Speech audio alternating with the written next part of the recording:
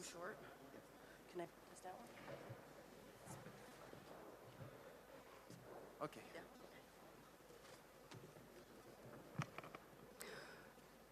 Good morning, everyone. If you could please take your seats.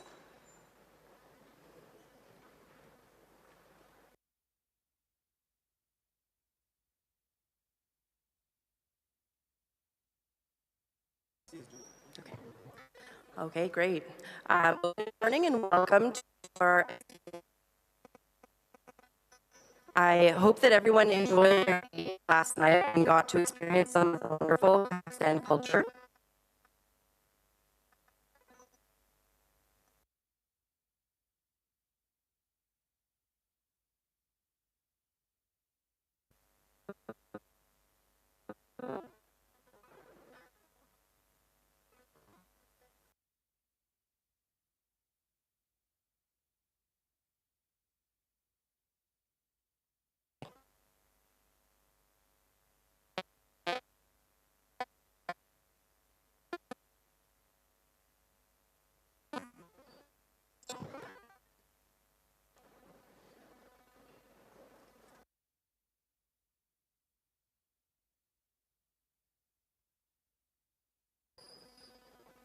Thank you.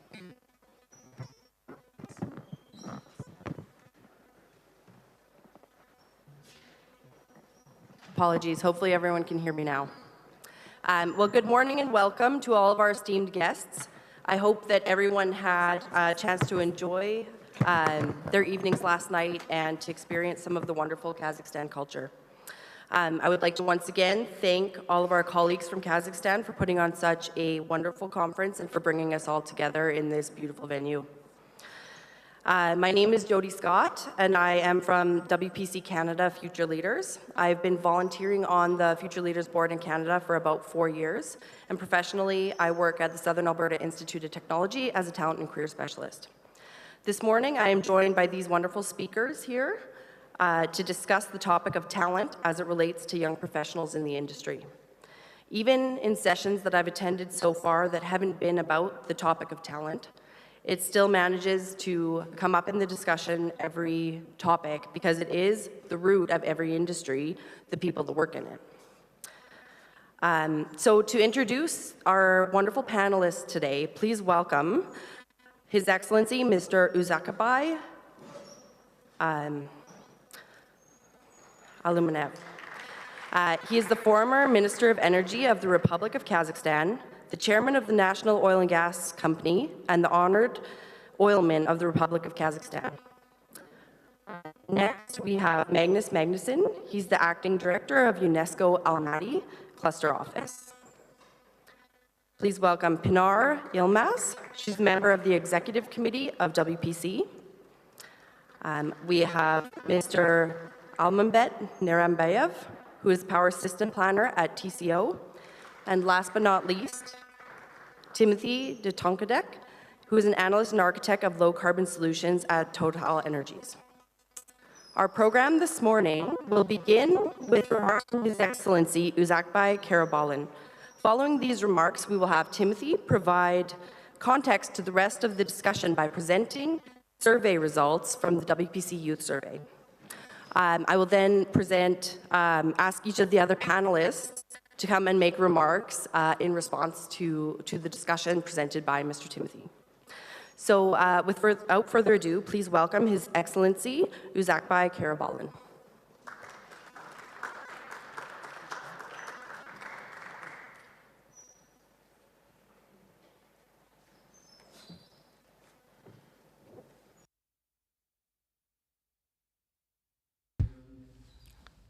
Thank you, Judy. Dear participants of the Youth Forum, good morning and hello. The topic of the plenary session dedicated to the role of young specialists in the industry, the contribution of future leaders in introduction of low-carbon economy and environmentally responsible approach to the development of energy of future is especially relevant and is in high demand today.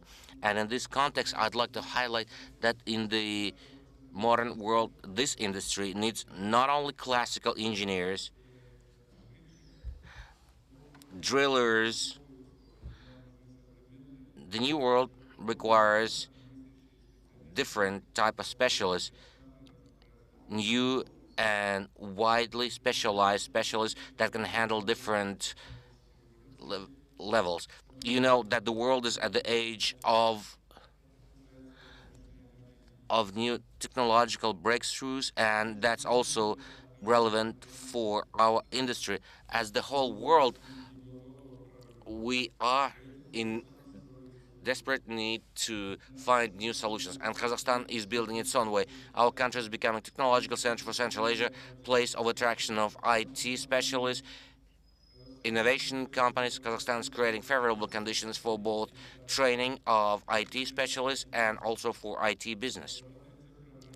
We're developing programs for the support of training people before startups actually emerge and taking them further, and in education of local IT specialists. Digitalization is changing the very image of economy, and the main drivers of growth should be mobile and creative youth have special role in this. The new production will be transformed in the future. Engineer of petroleum will become also an IT specialist as well, building digital models of wellheads, enterprises, and production processes. Oil and gas enterprises of the future will not be just producing and processing oil and gas, but also train for their own needs workers and laborers, and will do so based on individual case by case training models with use of technologies, of virtual technologies and augmented reality technologies. The trainees will get virtually new equipment and work with digital twins. Going back to the main theme of the forum, dialogue of generations, I should speak of saying of Emba that was the start of the development of Kazakhstan's oil and gas industry, has celebrated its century just 1 month ago. Official statements of history, the record of that company, Emba goes back to 1922, the time of establishment of the Trust Emba Neft for development of the first fields to be developed in Kazakhstan, Dasor and Makat. The 100 years of start of production of oil in Kazakhstan is very important because the black gold that was found at Karashangul has become the brand for this country's crude oil. Geologists of the country and of Emba has made major contributions in discovery of major fields in the west of Kazakhstan, which are also some of the major fields globally. Thanks to that, the oil and gas industry has become the locomotive for development of the economy of this country, and in its century history, Emam has brought up multitude of dynasties of oilmen, thousands of people of this industry working in different fields, including super giants that I just mentioned. And also, a lot of our oil specialists are working internationally in oil production fields and in exploration fields in major areas of the world. And in training, especially, we should note special role of the Kazakh British Technical University, which is hosting today's event where we're discussing most important issues of the energy agenda of the day. Today, KBTU includes research centers, labs for a wide range of oil and gas sector, machine building, cybernetics, chemical industry, and others. Thanks to its reputation of one of the best universities in this industry, the university has the contemporary level of technological equipment, financial, and academic support, which makes it a unique place as a place to host youth forum of WPC. And we should also speak of the special role of this very room. At the time of when we're becoming independent, this very hall hosted signing of the historical documents that has stated Kazakhstan as a sovereign state. And the seats you are taking today are the same seats that our members of the parliament that had voted unanimously declaring independence of Kazakhstan. And that happened just 31 years ago in this very hall, in these very walls. So you can feel as the members of parliament that were deciding on the fate of this nation for long, and I would say for eternity. So it's an important place. Thank you. And that independence gave another impetus for the development of Kazakhstan's oil and gas industry. And on 2nd of September in Atrau, in the key city for the oil industry of Kazakhstan, a branch of the Russian Gumilev University will has opened its doors on the premise of the Atrau Oil and Gas Institute, as it's an important place for development of talented youth of this industry. And Gaz Energy that they represent today in today's youth forum is playing a significant role. Annually, Gaz Energy, with the support of the Ministry of Energy, together with companies of the industry.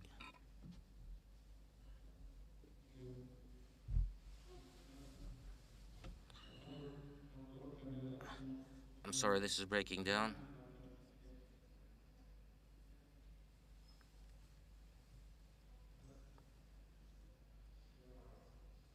Could you, could someone please fix this? Something's breaking down on this.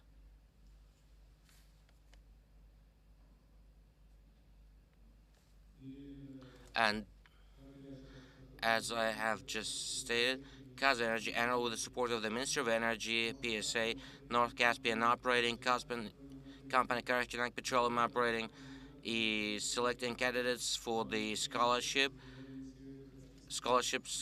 for the North Caspian and Karachaganak projects. In 7 years, scholarship programs have trained over received over 9,000 applications, and over 4,000 scholarships were awarded in different universities and colleges, and 55% of that goes to students from socially vulnerable strata of population. This year, with support of Shell Kazakhstan, we're having the 6th year of a content called Student Energy Challenge.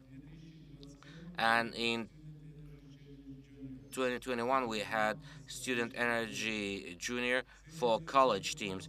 The contest is to aspire importance of the environment, green economy, and tasks related there to development of engineering thinking and creativity and engagement of students into the academic world. In the years of this contest, 334 teams have participated from 40 universities of Kazakhstan. The innovative contest, Student Digital Fest for digitalization of the oil and gas industry, is being held this year for the third time, together with Karachaganak Petroleum Operating. The content includes technical tasks to present best solutions for digitalization of collection of well production and catalogs of software for accounting of wastes in the company, and access is available online from any electronic device with your PC, tablet, or smartphone. And I'm confident that this youth contests allow for development of incentives for young talents and activate students' involvement and their presentation of successful works in active interaction with people of their own age, and to successfully demonstrate their innovative solutions in solving problem issues of the energy industry. Summing up my contribution, I would like to emphasize that it is no secret that Kazakhstan is known for its resource base, but we truly take pride in our true wealth.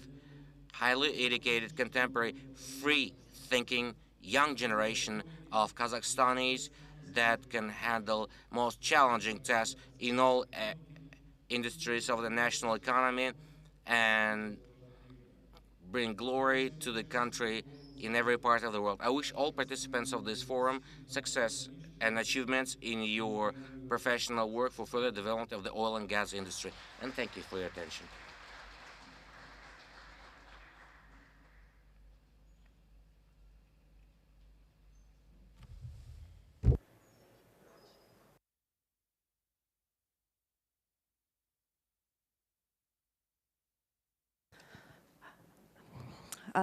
Thank you very much for those remarks. It's been an honor to have you speak with us today, Your Excellency, Mr. Karabalin. Thank you very much. Personally, I'm still learning about the fascinating oil and gas history of Kazakhstan.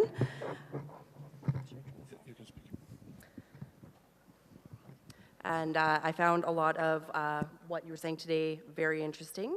It really does sound like Kazakhstan is leading the charge when it comes to innovation and strong talent helping not only locally, but solving challenges throughout the world.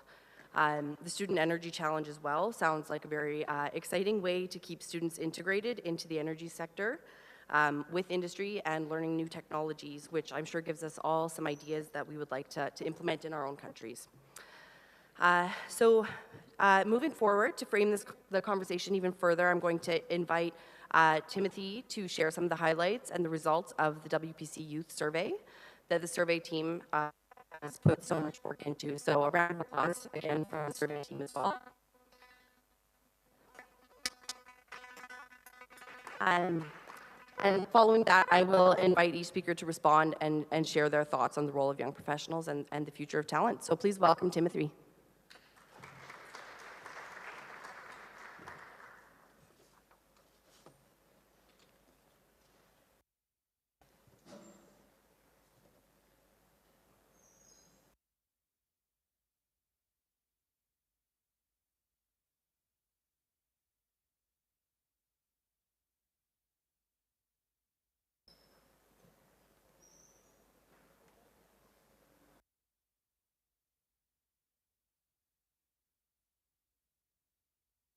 Thanks, Jody.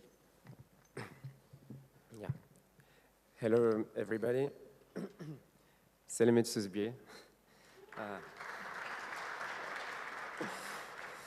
So my name is Timothy from French National Committee, and I am working within Total Energies as like an analyst for low carbon solutions and innovative solutions. So before going directly into the survey results, I will give you some context elements because since several years, WPC young professionals are organizing this survey to just see what are the feelings of the young professionals regarding our industry. And today we are talking about our 2021 survey, which has been officially presented in Houston. This survey focuses on providing a holistic and fact-based perspective on talent attraction and retention for oil and gas industry, but also energy industry. So, as we discussed in many roundtables these days, identifying, attracting, recruiting, and retaining talents with the skills to unlock opportunities is really important and fundamental for our industry. As career choices are strongly based on the perception, it's really important to follow it within the years. And one question to you, to the audience, before starting the results, please don't feel discriminated, but can you raise your hand if you are less than 35 years old here? Okay, so lots of youngs, but also experienced people, and that's really important because this is one of the means of our questionnaire, you know. It's really important for young people to be associated with experienced people because without experienced people we can raise. So thank you for that, and I want, on the behalf of the young here and abroad, to thank WPC leaders to trust us, to include us in this kind of events, in the future of the WPC, of our industry. And this is not a thought, it's a concrete act. So for this, please give an applause to them. Thank you. So now about the questionnaire, I will not go through all the elements which are in these slides. I invite you to just download the questionnaire on our site. But what is important here that we collected data over more than 5,000 young people in the world and all around the world, as you can see in this map, and from more than 100 countries. So it's a really nice thing. And our primary target were students and young professionals working in oil and gas, but it was also open to industry seniors over 35, with the aim of capturing any generational differences and in perception. So in terms of demographic coverage, we've got 68% of survey participants currently work in the oil and gas industry, followed by 23% of students and smaller percentage of those looking for employment. We've got 74% of survey participants in science background, HTEM, and women accounted for 34% of our respondents. Here, it's important to notice that each country has, each individual, has his own thought. So, but there are a common things, looking at overall opinions of students. The key takeaways are surprising consistencies in the views of the younger generation across different regions. Overall, attitude is very positive towards the industry, with more than 69% of respondents finding working in oil and gas very attractive. However, it is true that North America and Europe showed lower approval rates compared to other regions due to more intense competition for young talents across industries, more present narrative about climate change and renewable energies. One of the questions, on the question of what matters most to you with regards to your employment, the top priorities are career growth, monetary compensation, and personal development. While salary certainly matters, we found professional growth, our core values, the drive, both job selection and motivation. And we also established a direct connection between level of attraction to the oil and gas industry and contact with companies. So students who have had a direct contact with our industry are more interested in and attracted by our industry to further employment in oil and gas. So this is really interesting.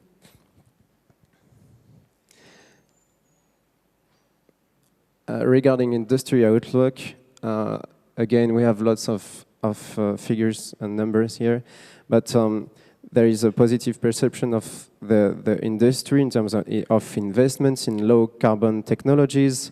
The overall majority believes demand in oil and gas will continue to grow over the next 20 years. 62% of the respondents believe the industry is investing sufficiently in alternative and renewable energy. Interesting thing is that 20% of them feel their position will cease to exist in the next 20 years time due to non-transferable skills in the energy transition. This is important to notice this, so we will need to help them to understand how they can transfer their skills. And concerning gender equality, for example, 36% of the people feel that women do not have equal opportunities in this sector. So interesting to notice that this observation almost equally shared among men and women. So here I just put some key takeaways. For example, the respondents confirmed that the pandemic brought about positive changes that the company can leverage: increased work flexibility, digitalization, as we talked about it just before, and improved agility in decision making. Salary matters, but it's just not about money and success. It's about how we can get involved in energy industry. The question is how we can bring something individually to this big industry. And we are competing with other sectors that are more attractive to young people, such as the IT majors, for example, Google, Microsoft, etc.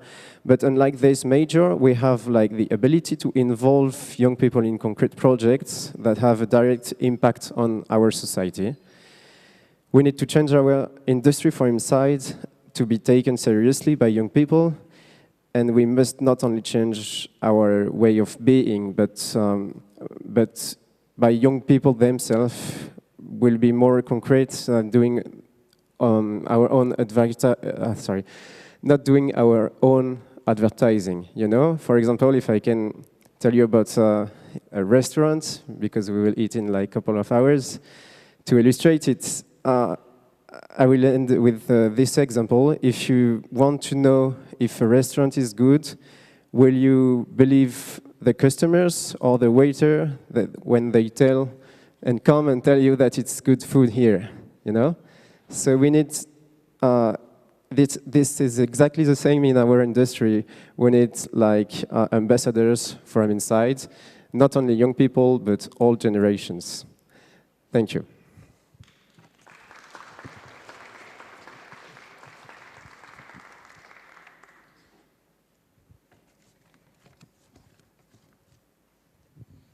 Thank you so much, Timothy. I know a lot of work goes into receiving those survey results, and you can see by the data, you know, it's a great baseline for conversation. Personally, I found that 20% of individuals feeling their jobs will be obsolete in 20 years was one of the most interesting points to myself. I think this brings a lot of opportunity for organizations to look at upskilling and reskilling into emerging technologies for individuals that are in this situation.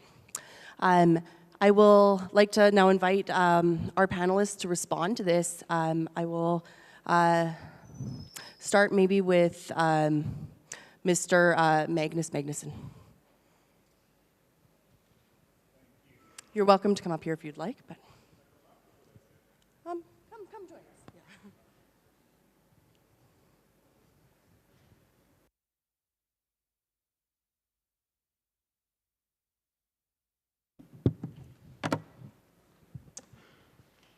Good morning, everyone.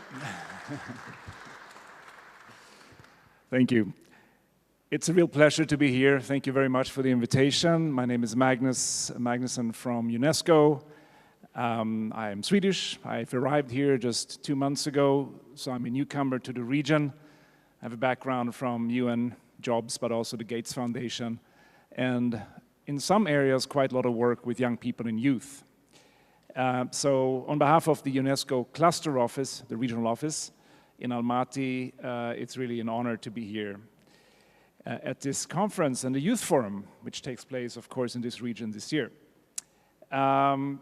Youth are a priority group for UNESCO, and it's defined in terms of ages in different countries in different ways, but generally from around 16, 18, and sometimes up to 30 or above. But generally 15 to 24 is what we're working with. And as you know, that age group consists right now of 15% of the global population. And that will be the case by 2030. And they will be the largest generation so far, but also the best educated, the most interconnected. So we were seeing a lot of changes already. That will probably accelerate, and potentially I think you will see a worldview appearing that is not the same everywhere, but there's a lot of linkages between young people all over the globe based on social media and other interactions. And I met with TikTok's regional director just yesterday in Astana, and obviously a fascinating discussion, and the numbers are staggering in terms of what these platforms can do, and in terms of course, entertainment and culture, but also in terms of exchanging ideas and information around the globe.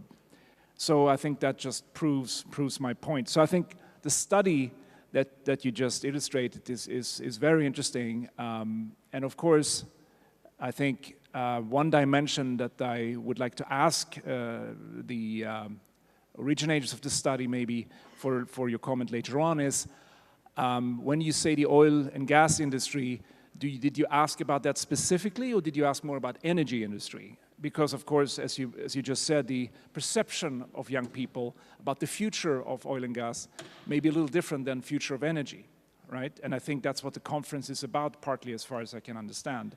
That, you know, we're seeing transitions, technology shifts. Of course, we'll be using petroleum and oil and gas for a long time. I think everybody understands that. But you can also see very big changes, of course. So one dimension that UNESCO sees very clearly among young people today, and this may not be universally true everywhere, but as I said, you know, it seems to be going in that direction of, you know, global interactions, is that the mission-driven approach is kind of important for a lot of young people. So to understand when you go into a company or a sector, you know, what's the kind of vision and mission looking forward? How does that relate to me? I think also the dimension of lifestyles versus just kind of a job is appearing in many countries, but it's different, of course, in specific locations. But I think, you know, one of the dimensions you mentioned in the themes for the discussion was image, it was diversity and inclusion, it was management of talent. I think those are really, really important dimensions for any young person today looking for a career. So what does that mean? And how does it relate to productivity growth, for example, in a sector or a company? Because that is important for all of us. As far as we know, most economic theories point to the fact that productivity growth generates wealth and growth for the economy, but productivity increase doesn't necessarily mean more hours worked, as we know. I mean, in fact, it means very much the opposite in a way, right? If you look at history, that more technology, more innovations, and different kinds of work doesn't necessarily mean hours, but it could be different ways of working where the work-life balance merges because of interest, because we like to work, we like what we're doing, we feel inspired. And of course, in many countries, you see young people demanding much more from their employers than before. They basically ask, what can you do for me? Because, you know, I have choices. I don't necessarily have the same dreams as the older generation either, right? I mean, in my generation, I'm Swedish, it was quite clear we wanted a house, an apartment, and, you know, a nice car, and there was still a little bit of the old gender, you know, dimensions as well, that men are viewed as providers, even though in Sweden, of course, it's changing very quickly. But that's my generation, and that's not clear to me that younger people are seeing it that way. So they may be happy with a, you know, a different way of living, with a different work-life balance. But I don't believe we want to just sit still. So I think people are inclined to innovate. They want to feel part of a social environment, of a changing environment that they can impact and influence. So I think I just said a lot of things in that sentence, right? To feel part of something is extremely important. And we know from research that if you want to change a complex issue, like attitudes to climate change, so behaviors around climate change, or anything else, it's extremely hard to bring about that change by just pumping kind of messages out there saying this is important and, you know, we need to do this or we shouldn't do that. It's actually much more effective to put it all in a social context for young people and people in general to connect. So how do young people connect with your missions and visions in the different companies that you represent? I think that will be extremely important for your success in the future to attract young people. Because it may not be that there is, you know, 5% higher salaries or 10 in one company over another that attracts people. And we can see that in the UN as well. There's a lot of demand on us from our younger staff. You know, what can you do for us? And we're like, well, what do you mean? I mean, you know, you should be happy to be here. Yeah, but you know, I think you've committed to a lot of things, so live what you speak, all right? So having said that, and this is not at all what my speech includes, by the way, but that's great because we want to react, I think, to the survey. So obviously UNESCO does a lot of things in youth. We have youth networks on climate, on all kinds of dimensions. And yesterday here in Kazakhstan, we had our annual event with the youth clubs of UNESCO, which is a fascinating group of young people. There's 170 youth clubs, UNESCO youth clubs in the country. So thousands of people who performed here yesterday, and the quality of these performances was absolutely amazing. I was completely blown away. International standards of any comparison, right? So obviously a lot of talent in this country.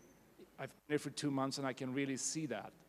And yesterday it was just amazing to see how these young people, not just, you know, were interested in culture and to portray messages of peace, of sustainability, and other dimensions, but also the quality of how they performed. And I think that's a really important sign as well, kind of to connect again to lifestyles, to young people's interests, and not see dimensions of culture and work, social and work, as so different anymore. So that's one of the key messages, I think. But then I want to go back to the survey because I just looked at the latest statistics in Norway, my neighbor country in Sweden. And 73% of car sales in Norway, 73 are fully electric. 73. That's one of the biggest oil producers in the world, right? And one of the richest countries in the world. So it doesn't have to be a sign of where we're going. I'm not saying that that's the only way things could go. But I'm also saying that's already happened, right? And with the energy transition, I think a lot of young people will ask that question, so what's the strategy of the future for an individual employer company? Having seen those statistics, and in many places in the world, it is expected, at least from policies and so on, that we're moving in that direction. But there could be many other solutions. There could be hydrogen, there could be new petroleum, I don't know, there could be carbon capture. A lot of people say just EVs and batteries is just not enough, right? So I'm not an expert in that, but I think when you see those statistics and you see the geopolitical situation, for example, that's now the case in Europe with 2 pipelines, you know, having been broken in the Baltics, there's a lot of concern, of course, about what's next. So I'm going to conclude by just putting some thoughts out there around that.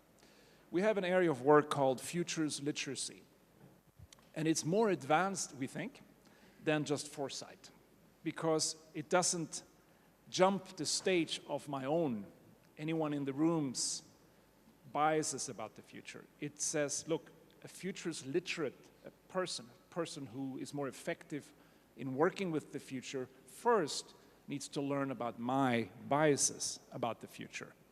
This is a strategy or an approach which is now being adopted by the UN at large. It's a skills-based futures literacy approach. It's very different from foresight. And I say this because in every industry in the world, this is super important, right?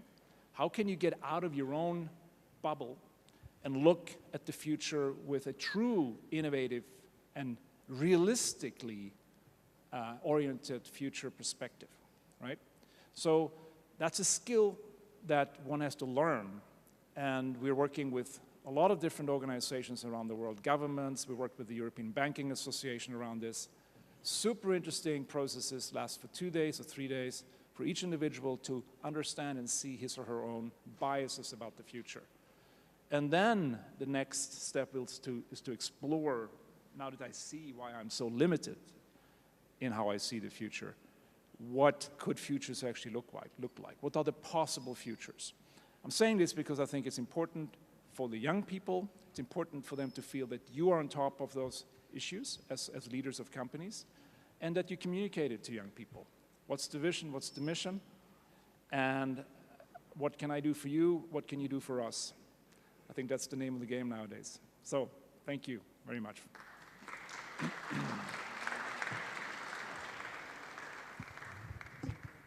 Thank you very much, Mr. Magnuson.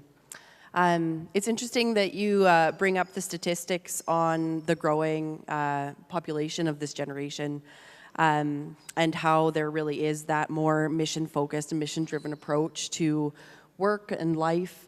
In a discussion that we had yesterday at another session, we talked about how some individuals are more driven by money and success, but others really do want to be part of that larger picture and that larger piece of the energy transition puzzle.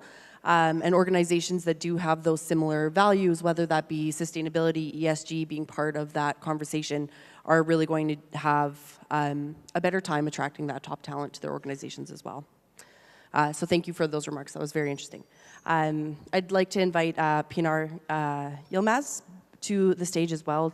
She's the WPC EC member, and I would love to hear your remarks.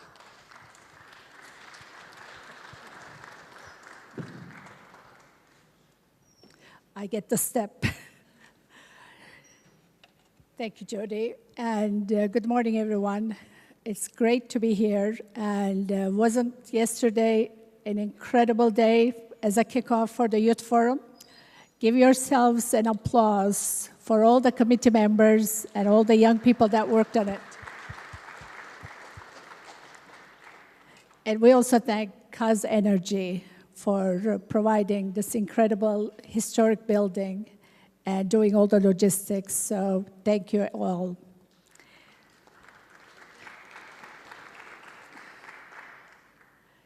Well, there's a lot on the youth survey, and I had prepared some comments, but I think I will rephrase them as to what your results were. Over 5,000 people responded, and I noticed that North America had the smallest response. I live in Houston, which is considered to be the energy capital of the world, while I'm originally from Turkey, and I worked for ExxonMobil 40 and a half years, I want to say. So I'm a geologist, so my perspective is from being in the industry for so many years and working a lot with young people. So from both female, women perspective and also for diversity, which is more critical, I think, than any other percentages that you might count. But for those of you that are looking, and you created these slogans, who, if not us, when, if not now. So the urgency that we get pressured from society, if you open any of your media accounts, the news is on climate change, the news is on emissions, the news is on fuel prices, economy, and the number of young people looking for jobs. Those are critical, especially for supply and demand for energy. And yet, every company has felt the pressure from societies. Some even changed their names to be energy companies, trying to get away from oil and gas or petroleum, while others established low-carbon companies, separate in their structure. For those of you that said, my skills will be obsolete in 20 years' time, that could not be true. Geologists, geophysicists, engineers, you still have a career in a low-carbon environment. Instead of looking for oil and gas, you'll be looking for a reservoir that you could actually inject carbon dioxide or gas into it. You're going to look for sinks. As an engineer, you're going to look at what's going to happen when I pump that carbon dioxide and gases into the reservoir. As a businessman or a finance, you're going to look at what the economics are. You're all going to transition, but the company cannot do everything for you. You have to take responsibility yourselves. it's not what you can do for me, but it is what I can do for myself and for the environment and for the company itself. So with that, I feel like we need to discuss some of the behaviors and some things that you can really help yourself. And I put together some thoughts, which I think a lot of you already have in your mind, but focus. Focus on what you really want to do. Just don't go there and say, okay, I got a degree, I'm an engineer. But ask yourself what you want to do with that engineering degree. It's great to get a job, and the companies have incredible programs for you to develop your skills, to train you. Like, I came from a very hard rock background. I thought oil and gas companies were just out there, you know, nothing to do with me. And I ended up being hired in an oil company, and I was sent, the minute my PhD was finished, I was sent 3 weeks to this God-forsaken place in Texas near Mexico border, and I had to learn to put, microphones in the ground and in the grass, in the desert, everything, with rattlesnakes and everything else, and I had to learn. Then I was sent to Alaska to be in the middle of winter to sit a rig, and because I was the first female, they gave me the midnight shift. So you survive, you learn, and you realize it is up to me on how I define my job. So time management or organization skills, you're all survivors. We did it, but it's now your turn. Know your business. Know your business objectives. Know what's important to your company. And then you're hired. You're the best. But other people that are hired are also the best because the company hires only the best. You enter the company and you realize you're average. Do you know what that feeling is? Oh my God, I'm average. I was the top of my class. What happened? Everybody else around you was the top of the class. So what can you do uniquely? What can you do extra? So again, it's not what company will provide for you. It's how you take advantage of that company and all the programs. And always think of general interest. It's really not about you. You will get credit, and don't forget, everybody's watching you. There's always somebody watching and developing a perception of you.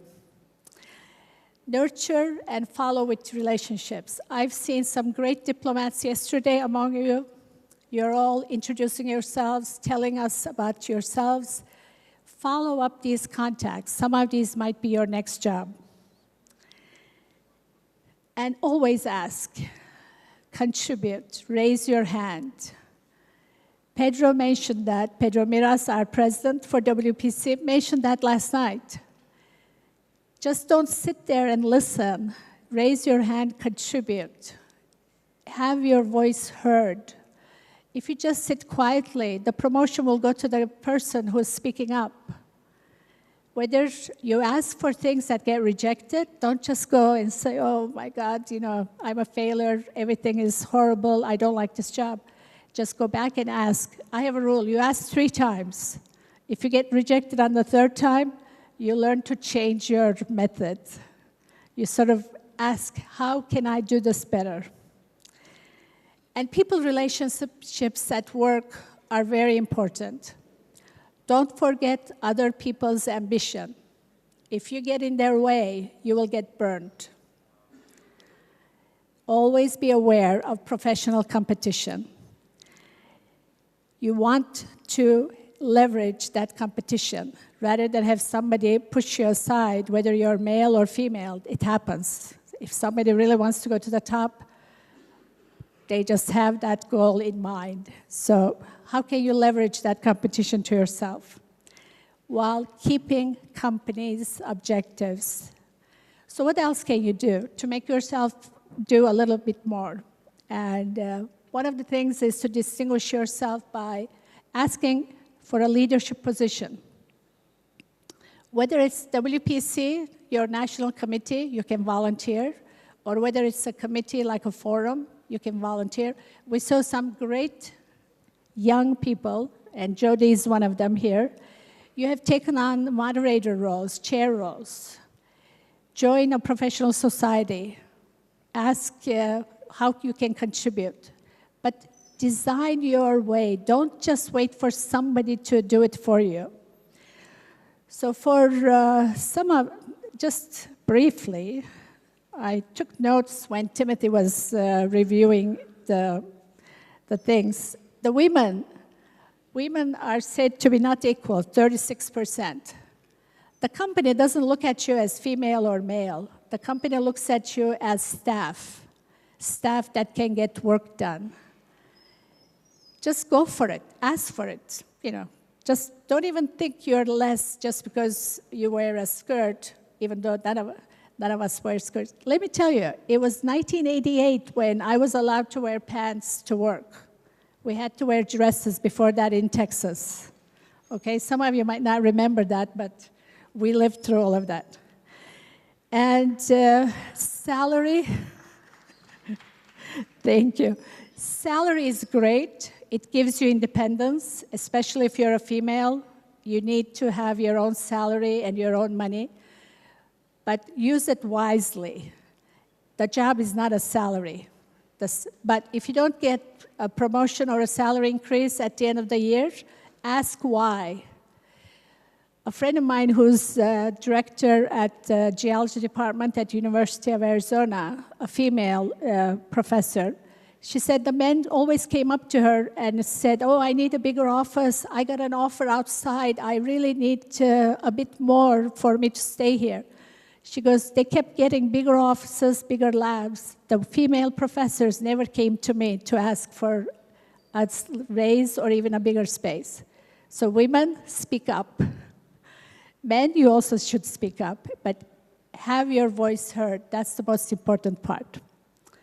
So I think I'll leave it with that. Thank you very much.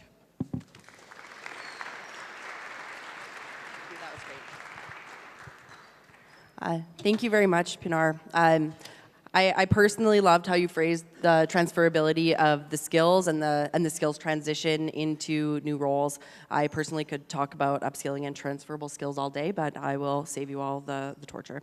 But I like to think that everyone in this room is a high achiever, and if they weren't, they wouldn't be involved in these extracurricular events and activities. And I'm sure the advice that you have for young professionals did not land on deaf ears there.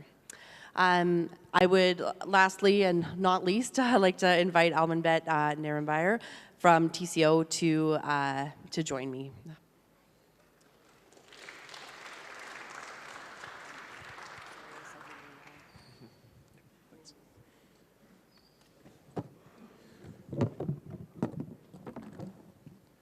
Қайырлы күн, ханымдар мен мырзалар, және 21-ші ғасыр көшбасшы. Good day, ladies and gentlemen, leaders of the 21st century. I will be fast, as this world is very fast, this fast-changing world. As you know, it's not secret that energy sector, and especially oil and the gas sector, plays a key role in the global economy.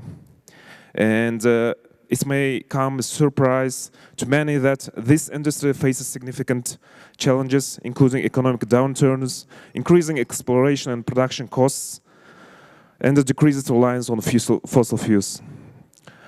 Perhaps the biggest challenge within this industry is that of recruiting and retaining skilled workforces and foster diversity inclusion in the workplace. On the first point, according to the precision analytic companies, to overcome this challenge, the oil and the gas industry must take steps needed to find and train and retain skilled people. By failing to address this challenge or labor shortage, energy producers face threats to business continuity, and not to mention skyrocketing expenses, which can lead to global crises. On the second point, another research says in the dynamic and the performance survey says that diverse teams make better decisions and they are more innovative. I have 3 questions. I'll try to answer 3 questions in my speech. And the first question which I want to answer, why there is a labor shortage in the energy sector? I have started my career in 2013, and I have seen there's mainly 7 factors which has affected to the labor shortage. The crisis, economic downturn in 2014 and 15, when oil prices crashed. And at that time, oil and the gas industry slashed its workforce, cutting nearly 500,000 jobs in the process. Hopefully, I have survived. Until very recently, with the global COVID-19 pandemic reducing oil and gas demands, the energy industry was seeing substantial increases in demand on both on the production and consumption levels. And these demands sparked hiring surges. But unfortunately, experienced people has left, some of the experienced people has left this industry, and it has led to decline in skilled laborers. The next point, the next factor is high turnover rates, especially as energy producers poach employees from rival firms by hiking wages to encourage recruitment. Next, a shrinking talent pool, with many workers seeking more stable and retiring from industry. Unfortunately, very experienced people do retire. Production tariffs creating economic uncertainty with the industry, and a reduction in qualified candidates coming from schools and universities as young students go to other sectors, and hiring delays even when qualified candidates are identified and the recruiters. And how we can overcome this labor shortage. There might be 4 reasons to overcome it. We should eliminate focusing on saturated markets, because if the companies focus on the saturated markets, there be a lot of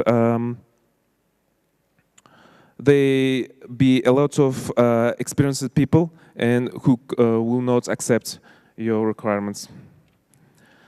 And you should focus on the area markets, on the new area markets where you can find the new talents. Increasing attention on industries with transferable skill sets. Savvy talent recruiters have discovered untapped pools of candidates when they look outside the energy industry itself.